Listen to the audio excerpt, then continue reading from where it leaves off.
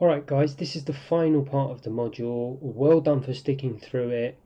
I can assure you that if you were to go and work in a professional environment and you created a business plan like this in your first week there, your boss is going to be incredibly impressed. He's going to have you earmarked on his list as someone to look out for in the future. Why is that? Because this is the type of planning and preparation and research it requires for any business in the world to have the best chance of success. So let's just quickly summarize, and I promise this will be the last bit that we do before we get on to some of the more exciting stuff, but we're just very briefly going to summarize. So this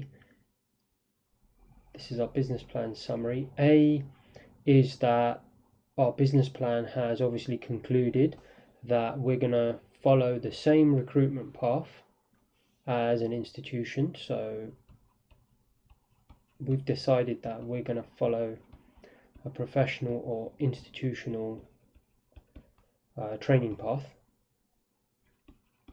right? Professional institution training, and more specifically it's that of a prop firm, for the reasons which we've been through in depth and in detail. Right, trading firm, and that's going to involve one, we're going to start off with raw data, which is what you see here, which includes depth of market.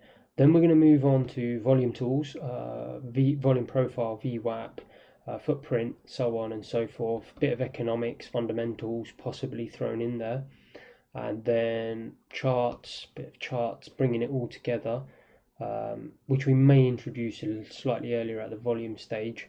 Just with the VWAP, obviously you want to be having a chart at that stage, and then finally going to end in simulation. So we've got a path laid out, A, and then B is the tools, right? So we're all agreed that actually a retail platform, perfectly fine, already a good start, but the problem is you've only got two pieces of data. So what we're going to do in this course is we're going to introduce 3, 4, 5 and 6, just so we have a complete set of tools. So when we start our apprenticeship stroke training program, we've got 100% of tools. So we're going to introduce 3, 4, 5 and 6. So this is all part of our business plan summary. Now I'm not going to say this again, so I just want to make the point on this slide that I'm just going to assume from this point going forward everyone who's watching this is on board.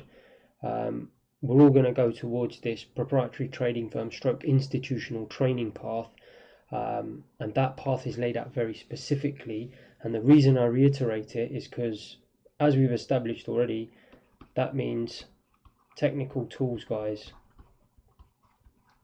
dustbin. Sorry to say it, but if you're truly committed to following a professional trading path, you're gonna have to dump this stuff. Don't take my word for it. Google it. Go and visit a local professional trading firm or any firm in the world. You will not see this stuff. It's a simple fact. As I said in the last slide, the example I gave of Microsoft, and obviously your boss asking you to forecast the price of CDs. Guys, any example you want to use in any job that any human being takes, even the car mechanic, for example.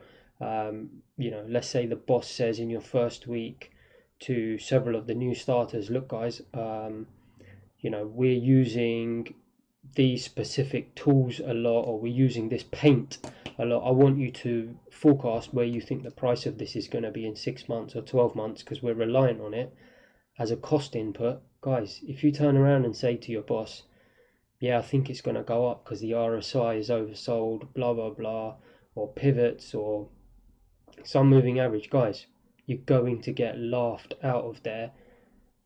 Now take it from me, having worked in a professional environment, if in your first, second, whenever you're starting off in a proprietary trading firm or any other institution, if you start insisting that technical tools is what you're going to be using, guys, you're not going to last longer than a few days. You're going to get fired. It's as simple as that. That's not how professionals trade. You've got to accept that. Otherwise, you're probably better off going back, doing another retail trading technical analysis course, and keep going through that cycle until you've proven it to yourself, either through blown accounts or lost P&L or whatever it is. And that's okay. Keep doing it, because I can't force you to. You've got to be ready and make that decision yourself. I can't do that for you. So it's really important that you're honest with yourself and accept that you're ready to make the leap into a professional environment by dropping that stuff. Or if you're not, go back, do all the stuff, and then come back again, and then make the decision. But I can only tell you the facts, which are that that stuff isn't used. And then there's just one final part. So like I said, I'm not going to mention that stuff again. I'm just going to assume that you're fully on board with the professional path. And then part C is, guys, I want everyone to create a timetable. Okay, so that is going to be a timetable of, you know, when you think all of this will lead you towards simulation. So I'm just going to quickly end this on the next slide. Take a couple minutes just to do a timetable with you guys, and then we'll start on module 2.